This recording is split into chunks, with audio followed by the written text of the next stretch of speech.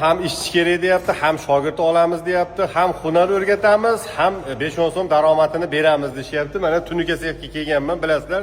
Tunukachilar hozir rosa soqani bosyapti. Tunuka fondisimi, tunuka ishlar bo'yicha. Ukaxonim, qanaqa bo'lish kerak yoshlar? Talabingiz qanaqa endi? Bizga aka 15 yoshdan 30 yoshgacha bo'laveradi. Ha.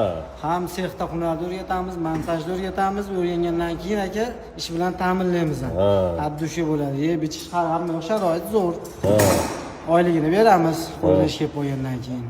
Shu yoshlarimiz bekor yurmasligi uchun aka abdushi hunarni o'rgatamiz-da. Qo'limizdan kelgancha. Bo'ldi. Ukamiz shunaqa taklif bor ekan dedi, men keldim mana. Manzili ham o'ta qulay. Quvamizdagi Chamanda hamma biladi. Chamanda Osiyo to'yxonasi bor mana. Osiyo to'yxonasi qani? Osiyo to'yxonasi. O'sha Osiyo to'yxonasining to'g'risida mana shu 40 metrlik katta yo'lda bo'yida mana shu tunuka sex bor. Ukamiz o'zi shu yerda master sport bo'lib ishlaydi. Xudo xolasa, uka faqat yigitlari, ayollari kerak bo'lsa, faqat o'g'il bolalar, yigitlar. Ha, yigitlar. Shu aka. Qanjoningiz sog' bo'lsin, ishlarga Alloh rivoj bersin. Nima xizmatlar ko'rsatardingiz? Biz tunuka bandaylarimiz, tarnov optimga, profnastik chiqaramiz. Bular hammasini shu hamma hunarni o'rgatasiz, yoshlarga oylik to'laysiz, aniq, ha? To'laymiz, abdushi. Bo'ldi, xo'p bo'ladi.